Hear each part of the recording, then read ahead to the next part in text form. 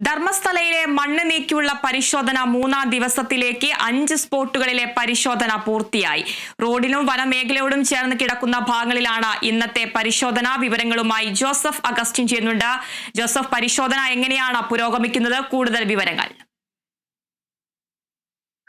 ആതിര, അല്പസമയത്തിനുള്ളിൽ 6 മുതലുള്ള പോയിന്റുകളിൽ പരിശോധന ആരംഭിക്കും. അല്പസമയത്തിനുള്ളിൽ പ്രത്യേക അന്വേഷണ സംഘം ഈ ഭാഗത്തേക്ക് എത്തിച്ചേരുമെന്ന് തന്നെയാണ് പ്രതീക്ഷിക്കുന്നത്. കഴിഞ്ഞ 2 ദിവസങ്ങളിലായി നടത്തിയ പരിശോധനയിൽ ഒന്നും തന്നെ കണ്ടെത്താനായിട്ടില്ല എന്നാണ് SIT സംഘം വ്യക്തമാക്കുന്നത്. പക്ഷേ നിർണായകമായിട്ടുള്ള വിവരങ്ങൾ ലഭിച്ചിട്ടുണ്ട് എന്നാണ് നമുക്ക് അനൌദ്യോഗികമായി ലഭിക്കുന്ന സൂചന. ഈ ഇത്തരത്തിൽ നിർണായക വിവരങ്ങൾ ഇതിനോടകം തന്നെ ശേഖരിച്ചിട്ടുണ്ട് എന്ന് നമുക്ക് അനൌദ്യോഗികമായി തന്നെ വിവരങ്ങൾ ലഭിക്കുന്നുണ്ട്. ഈ വിവരങ്ങൾ, അതായത് മണ്ണെടുത്ത് പരിശോധന നടത്തുന്നതിൽ ലഭിക്കുന്ന വിവരങ്ങൾ മാധ്യമങ്ങൾക്ക് പങ്കുവെക്കരുതെന്ന് DGP പ്രത്യേകം നിർദ്ദേശം നൽകിയിട്ടുണ്ട്. ഒരു തരത്തിലുള്ള വിവരങ്ങളും ഈ ഘട്ടത്തിൽ പുറത്തുവിടരുതെന്നാണ് പ്രത്യേക നിർദ്ദേശം നൽകിയിട്ടുള്ളത്. അത്തരത്തിൽ ഉള്ള ഒരു നീക്കമാണ് കഴിഞ്ഞ 2 ദിവസങ്ങളിലും നമുക്ക് ഇവിടെ നിന്ന് കാണാൻ സാധിച്ചിട്ടുള്ളത്. എന്തായാലും 5 സ്ഥലത്താണ് ഈ പരിശോധന പൂർത്തിയാക്കിയിട്ടുള്ളത്. ഈ ഒന്നും തന്നെ കണ്ടെത്താനായിട്ടില്ല എന്ന് സൂചിപ്പിക്കുമ്പോഴും നിർണായക വിവരങ്ങൾ ലഭിച്ചിട്ടുണ്ട് എന്നാണ് നമുക്ക് ലഭിക്കുന്ന വിവരം.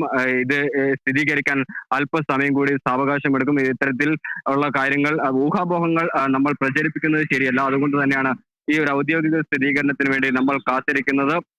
എന്തായാലും നിർണായകമായിട്ടുള്ള വിവരങ്ങൾ ഇതിനോടകം തന്നെ അന്വേഷണ സംഘത്തിന് ലഭിച്ചിട്ടുണ്ട് എന്നാണ് വ്യക്തമാക്കുന്നത്. എന്തായാലും 11 മണിയോട് കൂടി തന്നെ 6 മുതൽ 7, 8, 9, 10 കേന്ദ്രങ്ങളിലേക്ക് പരിശോധന വ്യാപിപ്പിക്കും.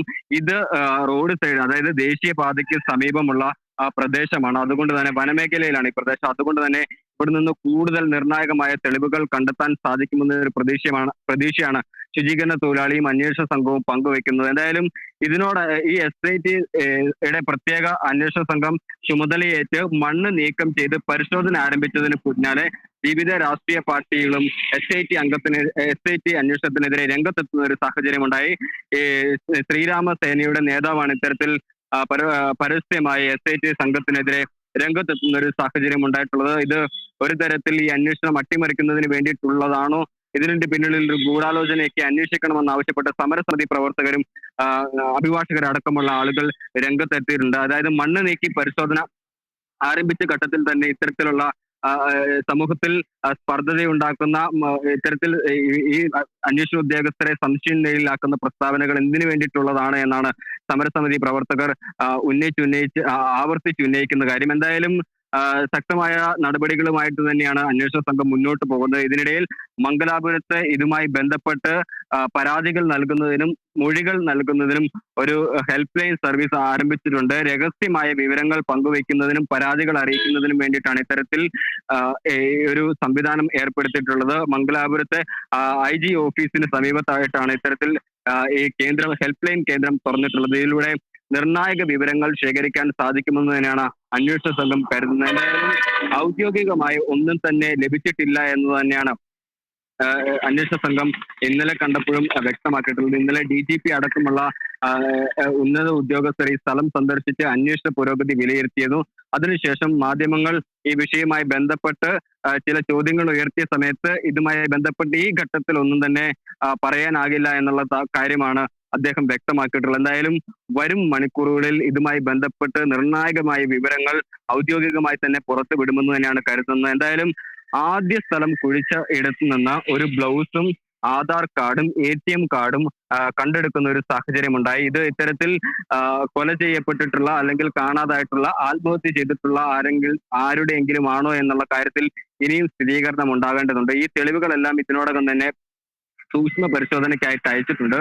കൂടുതൽ പരാതികളും ലഭിക്കുന്നുണ്ട് എന്നാണ് ഈ ഘട്ടത്തിൽ മനസ്സിലാക്കാൻ സാധിക്കുന്നത്. പരാതികൾ ലഭിക്കുന്ന ആളുകളുടെ DNA അടക്കമുള്ള സാമ്പിളുകൾ സംഘം ഇപ്പോൾ ശേഖരിച്ചു വെച്ചിരിക്കുകയാണ്. മാത്രവുമല്ല മുഴുവൻ തിരോധാന കേസുകളും ഇതിന്റെ ഭാഗമായി തന്നെ അന്വേഷിക്കുന്നുണ്ട്. ധർമ്മസ്ഥലയിലും അതുപോലെ തന്നെ മൂടുബദ്രി പോലീസ് സ്റ്റേഷൻ പരിധിയിലും രജിസ്റ്റർ ചെയ്തിട്ടുള്ള മുഴുവൻ കേസുകളുമാണ് ഇത്തരത്തിൽ വീണ്ടും പുനഃപരിശോധനയ്ക്ക് വിധേയമാക്കുന്നത്. കർണാടകയിൽ കാണാതായ മുഴുവൻ തിരോധാന കേസുകളും, ഈ കാലയളവിലെ മുഴുവൻ തിരോധാന കേസുകളും അന്വേഷണ സംഘം വിശദമായ പരിശോധനയ്ക്ക് വിധേയമാക്കുന്നുണ്ട്. എന്തായാലും ശക്തമായ അന്വേഷണവുമായിട്ടാണ് അന്വേഷണ സംഘം മുന്നോട്ട് പോകുന്നത്. ഇന്നലെ 6.5 മണിക്കൂറിലധികം ശുചീകരണ തൊഴിലാളിയെ ഈ പ്രദേശത്തെത്തി തെളിവ് ശേഖരിക്കുന്ന ഒരു സാഹചര്യമുണ്ടായി.